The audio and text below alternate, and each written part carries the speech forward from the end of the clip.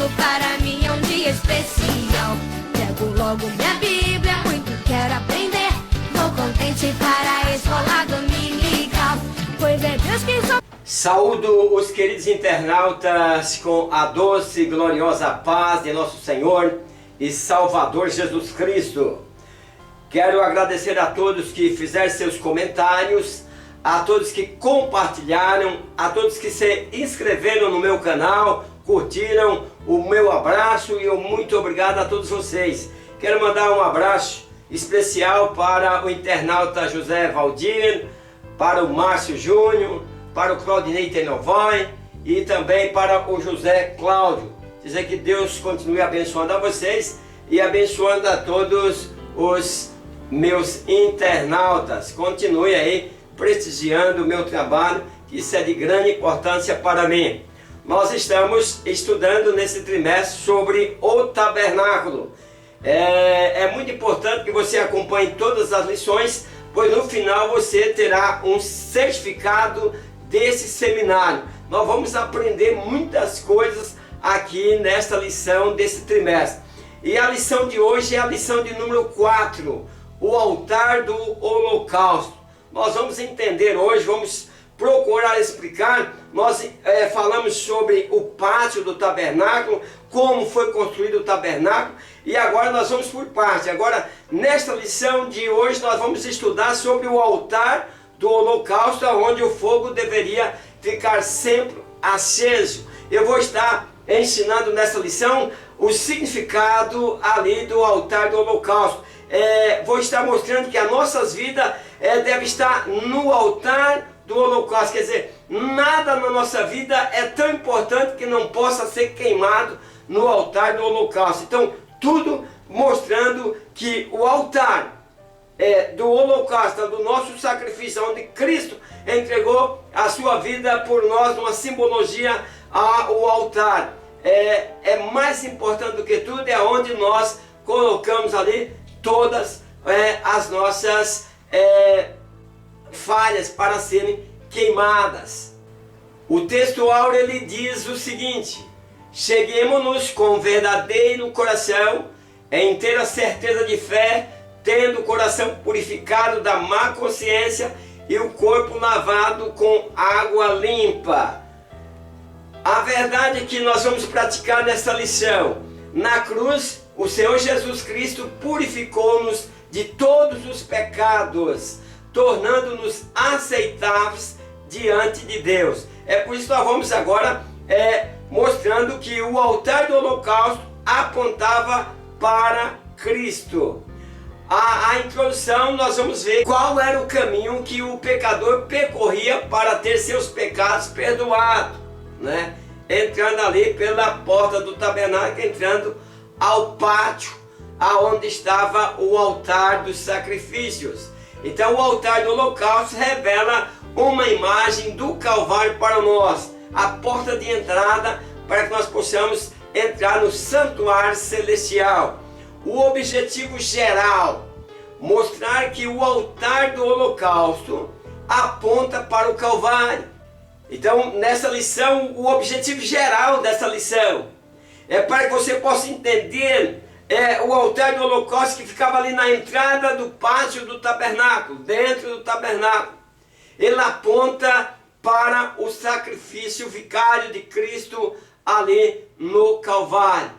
Ele era feito de madeira de cetim, né? Ele tinha 1,4 metros de altura e 2,3 metros quadrados. É muito interessante essa lição de hoje e eu gostaria que você ficasse comigo até o final desta lição. Mas antes da lição, vamos à história de hoje. Perto de morrer, um imperador fez 3 pedidos.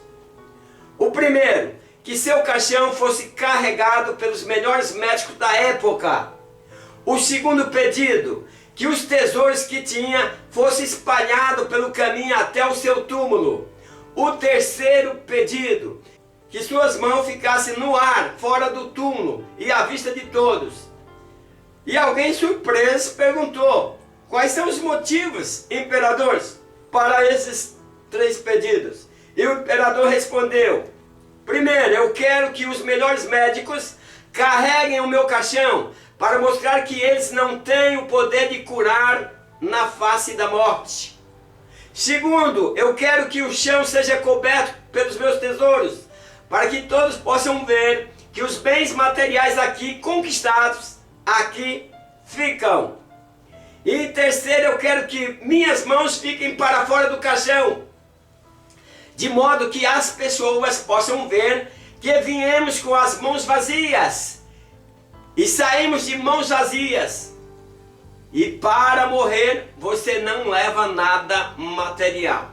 Então, meus queridos, essa lição vem mostrar que o tempo é um tesouro precioso que nós temos. Podemos produzir mais dinheiro, mas não podemos produzir mais tempo. Então, nós devemos aproveitar o tempo. Então, o melhor presente que você pode dar a alguém é o seu tempo. Dedique mais tempo para a sua família. Então, dedique mais tempo também no altar da adoração. Vamos para o objetivo específico da primeira parte da lição: conceituar o altar do holocausto. Então, agora nós vamos conceituar aqui o altar de maneira que o aluno possa entender. Professores, procure ser calmo, porque essas lições, se você não se preparar, vai ficar só em conversas. Seus alunos vêm para a escola apenas devocional e voltam e não aprendem nada. Então é preciso muita dedicação e cautela para que nós possamos entender que agora nós vamos conhecer o altar do sacrifício que ficava dentro do pátio do tabernáculo. Então, o 1 diz o altar do holocausto. Holocausto vem de um prefixo hebraico que significa ascendente ou aquilo que sobe. É o que nós estamos vendo aí, pois é, ali no altar do sacrifício, onde a fumaça subia. É onde os nossos sacrifícios sobem até a Deus. Então descrevemos como uma oferta consumida no fogo. O holocausto era uma oferta que teria que ser consumida no fogo. Você lê o livro de Levítico, não ganho nada também para fazer propaganda desse livro. Eu tenho um livro Levítico também. Eu já tive outras aulas na Betel, onde nós tivemos um seminário sobre o livro de Levítico, muito interessante. Se você tiver com algum problema para entender, procure essas aulas que está lá no meu canal. E foi tão interessante que eu até agradeço. Eu cheguei a ter 9.000 visualizações em aulas. Isso foi muito importante e foi muito gratificante para mim. Então por isso você precisa divulgar esse trabalho. Eu procuro no livro de Levítico. Quando nós estudamos o livro de Levítico, e agora que estamos estudando o tabernáculo, desde a sua construção, e vamos estudando peça por peça, agora nós vamos para o altar de bronze, como estamos estudando.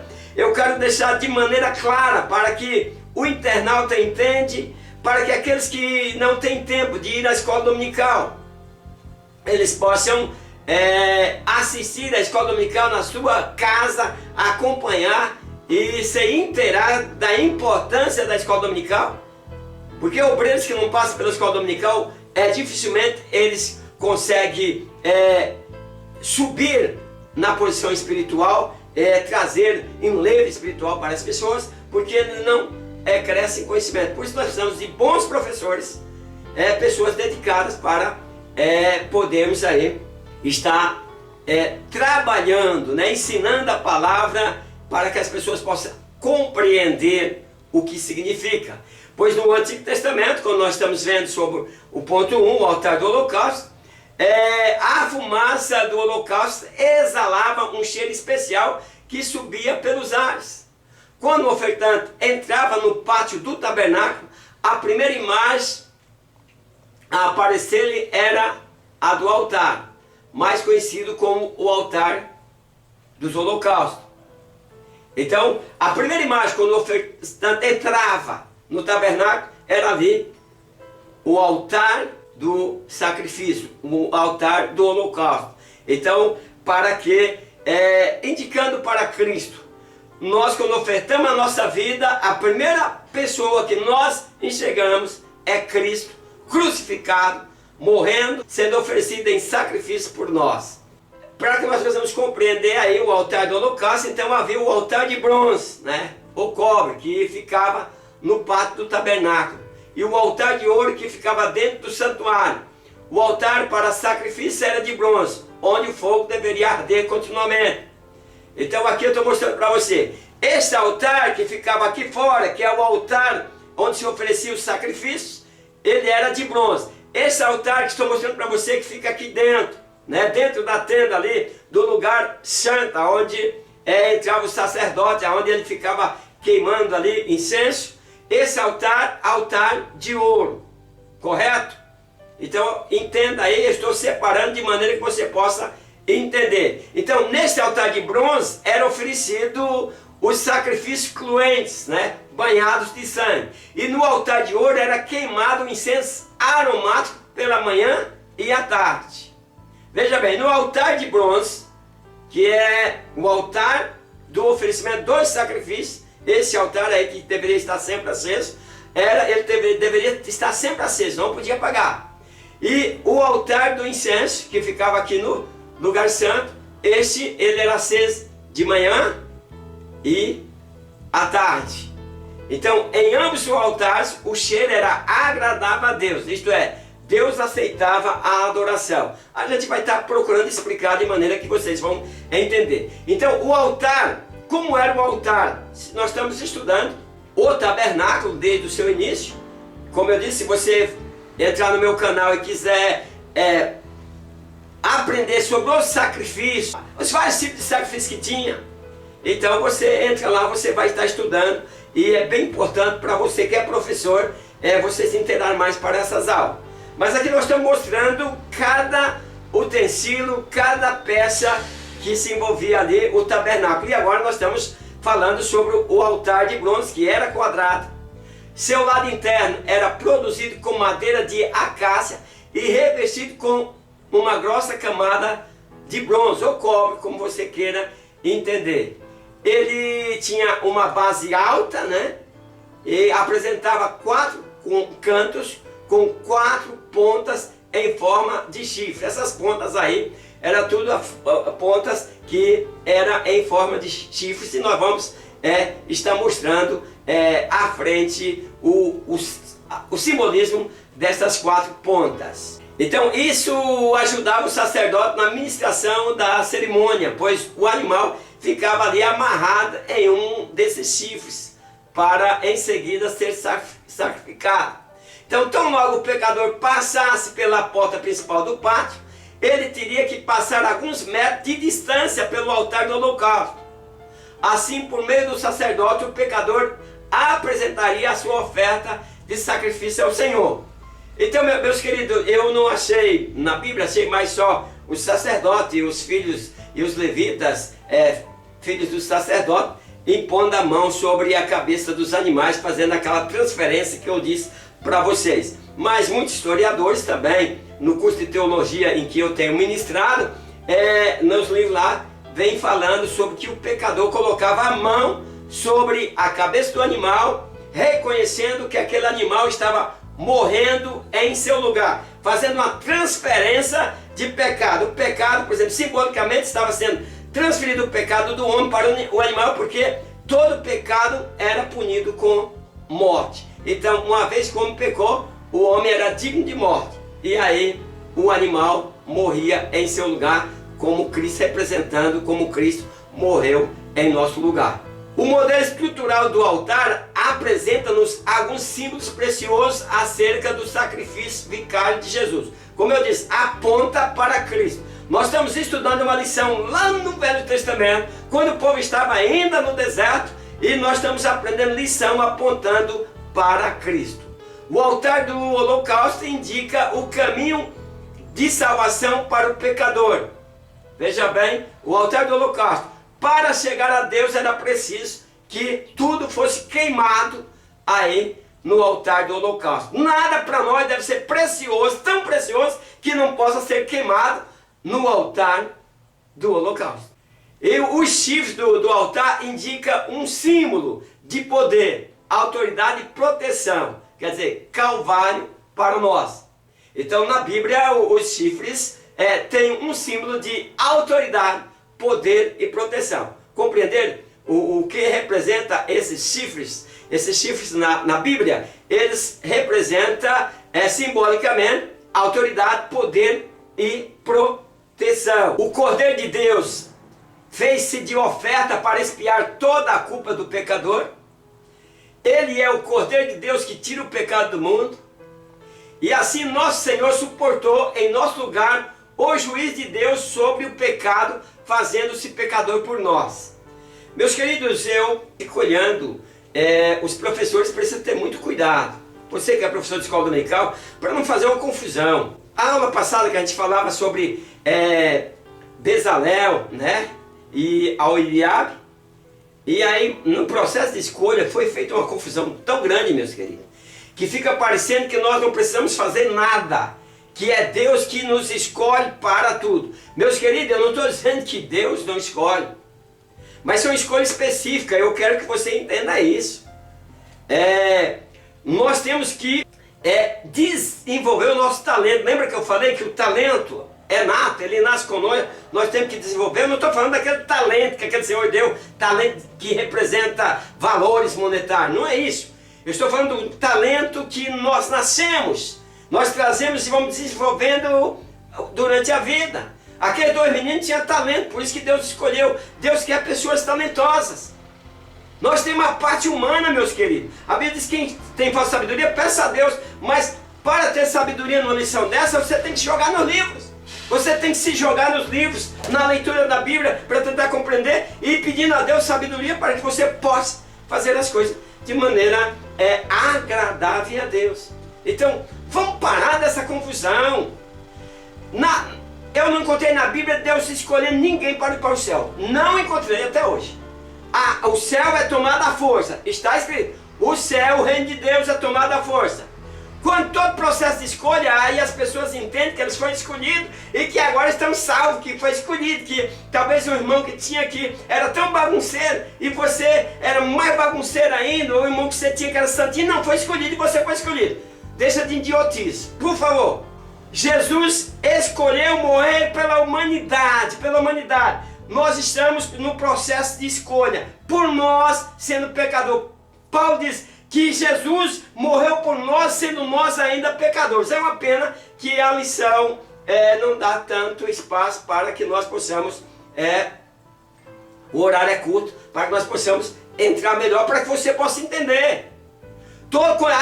Jeremias, desde o ventre eu te escolhi. Escolheu Jeremias para ir para o céu? Não, escolheu Jeremias para ir levar a mensagem, para chorar com o povo.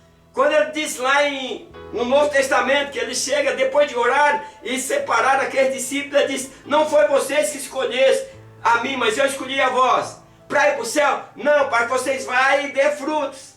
Agora tem escolhido aí que não faz nada, só faz briga e está achando que é escolhido. Para com isso. Desenterra o teu talento e deixa Deus te abençoar. Esse processo de escolha, eu estou aqui pregando porque Jesus me escolheu para fazer isso. Mentira! Não é desta forma. De repente hoje você está, amanhã não está. Agora, aquele que diz que Jesus escolheu e que ele se entrega a vida pelo Evangelho, que ele dá a vida pelo Evangelho, que ele ama e morre pelo Evangelho, morre por amor a Deus, pelo amor ágape. Esse sim, esse escolhido de Deus. Agora, as nossas características não provam que nós somos escolhidos. Talvez nós somos escolhidos pelo pastor e aprovado por Deus. A maior parte da nossa escolha é escolhida pelo líder da igreja. Por isso que o líder precisa ter visão. E aí nós somos escolhidos pelo líder da igreja. E aí nós desenvolvemos, nós se jogamos na Bíblia para estudar, desenvolvemos. E Deus aprova o nosso trabalho. Mas a escolha, aquilo que cabe ao homem, Deus não interfere. Quando chegou o senhor de Moisés lá, que falou com Moisés, já volto para a lição, meus queridos. Que falou com Moisés. Se escolha homem, se escolha maioral. Diz, quem escolheu? Foi Deus ou foi Moisés? Foi Moisés, meu filho. Deus deu capacidade do homem. Para de tirar a capacidade do homem. Deus quer abençoar e quer cada dia ver o homem mais capacitado. O objetivo específico da segunda parte da lição. Explicar as 4 pontas do altar e o sentido de redenção. Então o Antigo Testamento apresenta uma linguagem que prefigura coisas e experiências presentes no Novo Testamento. Então aí nós estamos vendo as 4 pontas. Eu numerei aqui por ordem minha, viu, meus queridos? Não sei se é essa mesma ordem. Então, uma ponta significa apropriação, a outra redenção, a outra substituição e a outra reconciliação. Então, as 4 pontas do altar trazem um significado especial para cada ponta. Um diz as 4 pontas e a propiciação. As 4 pontas do altar do holocausto rememoram a morte de Cristo como propiciação provida por Deus para cobrir o nosso pecado e manifestar a justiça divina. O ato de fazer a apropriação, segundo o dicionário, ouas, implica tentar obter de alguém sua boa vontade, torná-lo favorável a aplacar a sua ira com sacrifício. Isso é uma propiciação, ou seja, um modo de readquirir o favor de Deus. Era uma ação para apaziguar a ira de Deus, a fim de que a sua justiça e santidade fossem satisfeitas e proporcionassem um perdão eficaz ao pecador. No Velho Testamento, meus queridos, nós vemos aí muitos rituais. Quando nós entramos no livro de Levítico, nós vemos muitos rituais, nós precisamos estudar muito para poder compreender. O 2 diz as 4 pontas e a substituição. Então, meus queridos, nós vemos que em Levítico 16 ele fala acerca da substituição, né? Que aí narra ali sobre o sumo sacerdote Arão fazendo todo aquele processo, colocando a mão na cabeça do animal e transferindo o pecado do povo para o animal. Então, meus queridos, nós estamos estudando sobre o holocausto, mas também, se nós vamos ver, tem cada tipo de sacrifício, certo? Sacrifício de manjares e outros, são vários sacrifícios que aí nós precisamos estudar para compreender e identificar cada um. Então, posteriormente, o sumo sacerdote confessava o pecado e as falhas do pecador, né, arrependido a partir da oferta apresentada no altar dos holocaustos com as 4 pontas. Então, tinha aquela oferta específica que tinha aquele sacrifício que era em perdão do povo. Então, logo, a oferta tomava o lugar do pecador. É o que eu venho explicando para vocês. O animal tomava o lugar daquele que tinha pecado. As 4 pontas e a reconciliação. Então, o altar era o lugar símbolo da reconciliação de Deus com o povo de Israel. Ali no altar é o lugar da reconciliação. Hoje a nossa reconciliação está em Cristo. Cristo é a nossa reconciliação. É Cristo que nos leva a Deus. Não existe outro meio. Você pode procurar vários e vários meios, não existe outro.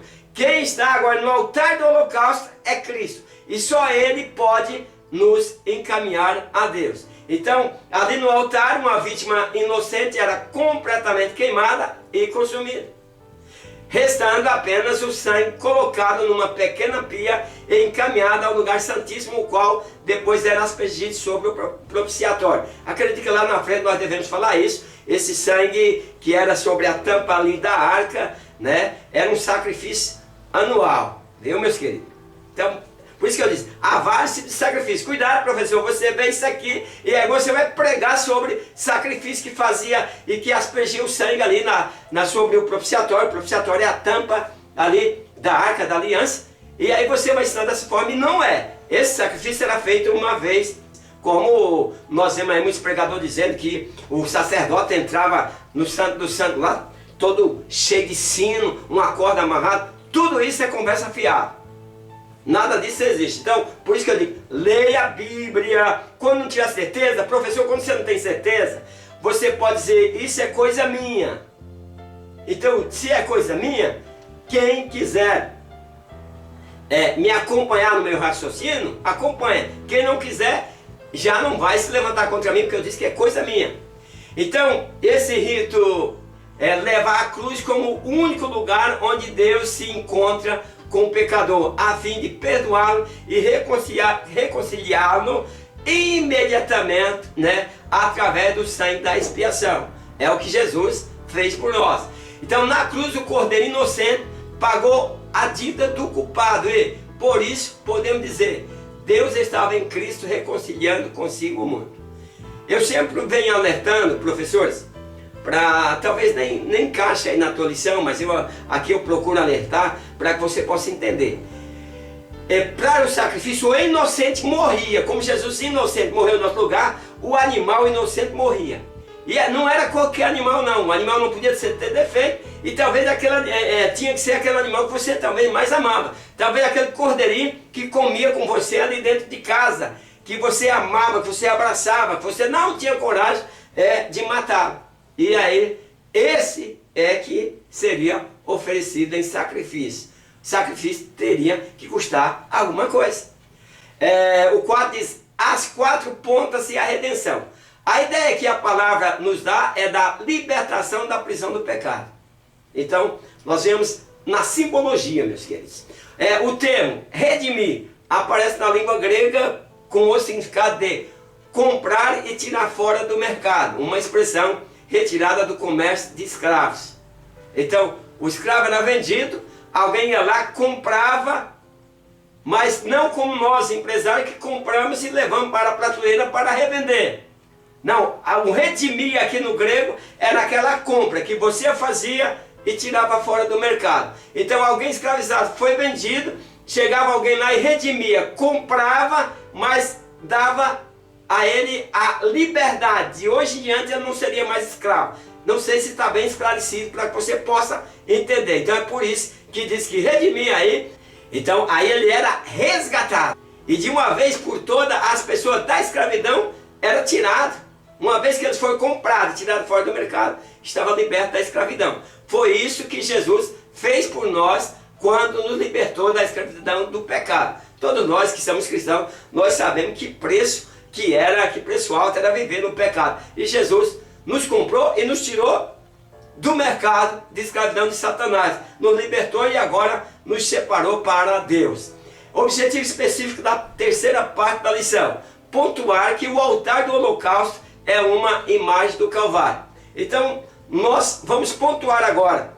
Este altar, o que é esse altar? Nada mais é do que uma imagem do Calvário, apontando para o Calvário de Cristo. O lugar do sacrifício. No altar dos holocaustos, como visto anteriormente, as vítimas inocentes eram sacrificadas no lugar dos pecadores. E vem batendo nessa tecla. O animal não tinha nada, ele não devia nada. Por que ele tinha que morrer?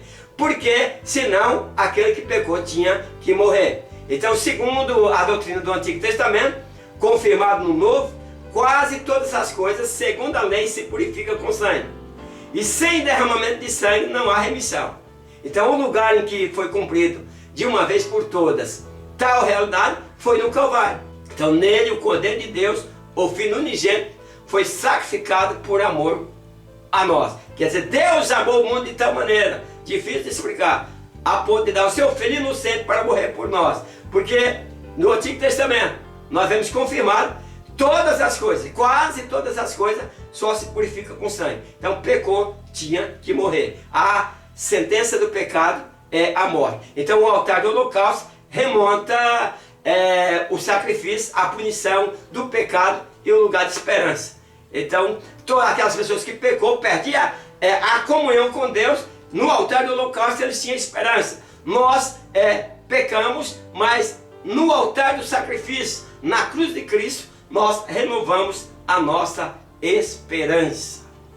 O 2 diz, o lugar de punição ao pecado. O altar do holocausto denota que todo ato pecaminoso deveria ser punido.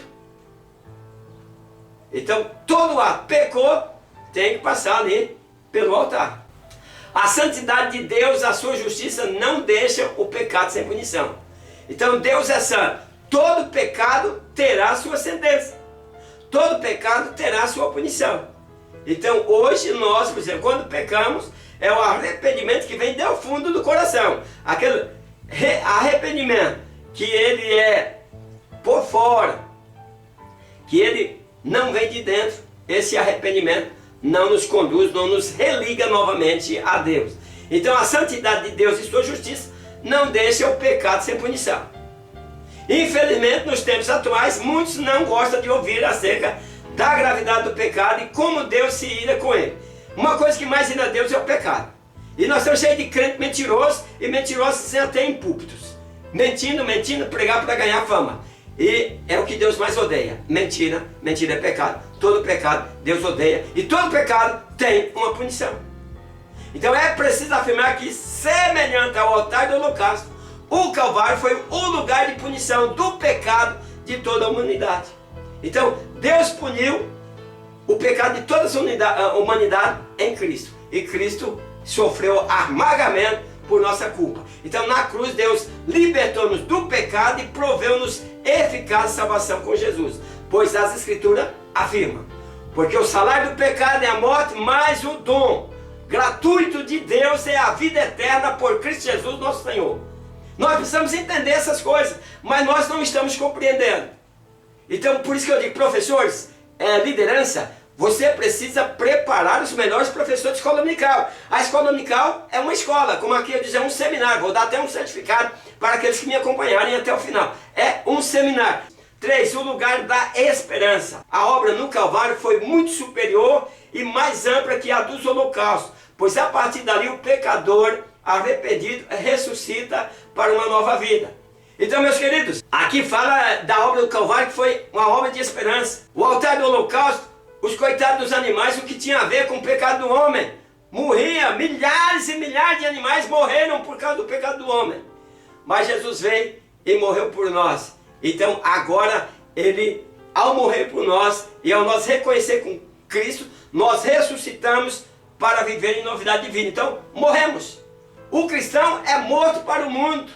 Então a obra do Calvário traz-nos um chamado à ressurreição. Nossa vida manifesta agora todo o refrigério do Evangelho e da ação do Espírito Santo em nós. Por isso o Calvário é um lugar de esperança.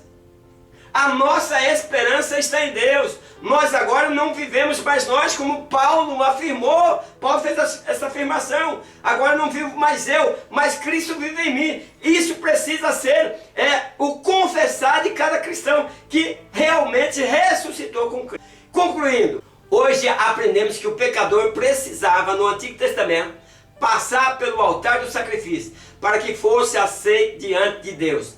Mas vimos também que Cristo é a oferta suficiente e eficaz para a expiação completa de nossa culpa. Em Cristo somos redimidos. Portanto, prestemo-nos ao Senhor um verdadeiro sacrifício de louvor. Veja como é um seminário. Eu vou te dar um certificado se você comer por causa disso. Veja como é um seminário. Nós primeiros tivemos todo o projeto feito por Deus. Fez-se os tabernáculos. Agora nós vamos entrando. Entramos agora no pátio, né? Fizemos as cortinas.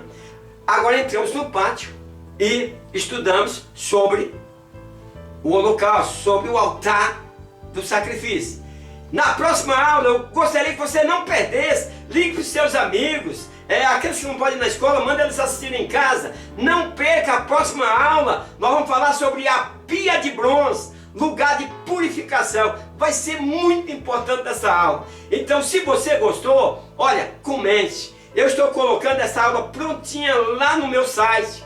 Se você está sendo beneficiado, comente, porque aí eu fico sabendo, porque dá trabalho para fazer tudo isso. E caso, por exemplo, não está sendo importante, eu vou ter que, por exemplo, seria um serviço a menos, embora eu tenha satisfação e alegria de fazer para os irmãos sem esperar nada em troca.